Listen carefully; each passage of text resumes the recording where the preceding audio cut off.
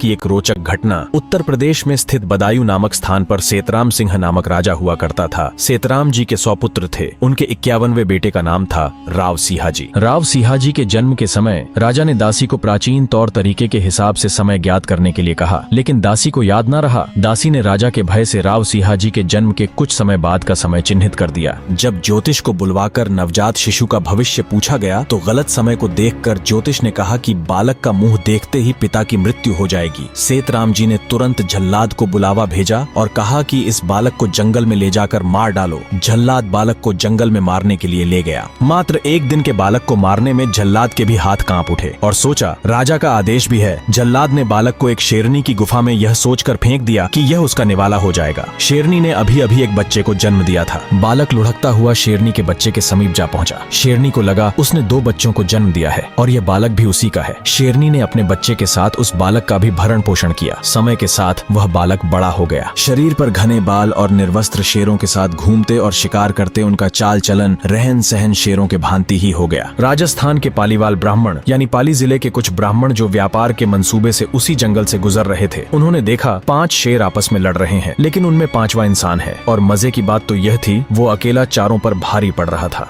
यह देख उनके पैरों तले जमीन खिसक गई। वे घबराए और तुरंत वहां से दौड़ पड़े और राजा सेतराम जी के पास आ पहुंचे। उन्होंने सारी घटना राजा को कह सुनाई। राजा को इस पर विश्वास नहीं हुआ। तभी सभा में मौजूद वह जल्लाद उठ खड़ा हुआ और राजा से कहा कि अगर आप वचन दे कि मुझे मृत्यु दंड नहीं दिया जाएगा तो मैं कुछ बताना चाहूंगा। राजा ने उसे वचन दिया और कहा, कहो क्या कहना चाहते हो। तब जल्लाद ने सारा वृतांत राजा को कह सुनाया। अब राजा को पुत्र की जानवरों के समान हालत देख अपने किए पर अफसोस हुआ और उन्होंने अपनी सैन्य टुकड़ी को उसको पकड़कर लाने का आदेश दिया, क्योंकि पालीवाल ब्राह्मणों के बताए अनुसार राव सिहाजी को पकड़ लाना बिना सेना के मुमकिन नहीं था। अंत में सैन्य टुकड़ी सफल रही और राव सिहाजी को राजा के समक्ष लाया गया। उनको समझाया गया कि वे इंसान हैं और उनको इंसानों के तौर तरीके सिखाए गए। इस समय पालीवाल ब्राह्मणों पर लुटेरों का भयंकर आतंक था। उन्होंने सेतराम सिंह से एक राजा की मांग की जो उनकी रक्षा कर सके और कहा, बदले में हम उन्हें लगान देंगे। इस पर सेतराम सिंह ने कहा, मेरे 100 पुत्रों में जो आपको श्रेष्ठ लगे उसको आप अपना राजा चुन सकते हैं। पालीवाल ब्राह्मण राव सिहाजी से बहुत प्रभावित थे। उन्होंने राव सिहाजी को अपना राजा चुना और इस तरह राठौड़ राजवंश संस्थापक राव सिहाजी ने 160 घुड़सवारों के साथ राजस्थान की पावन धरा में प्रवेश किया। बहादुर और पराक्रमी योद्धा राव सिहाजी ने पाली में आते ही लुटेरों और डाकुओं का भीषण नरसंहार किया और उनका नामो निशान मिटा दिया। और एक बार राव सिहाजी गौ रक्षा में अकेले ही एक सैन्य टुकड़ी से भिड़ गए और इस मुठभेड़ में बलिदान हो गए।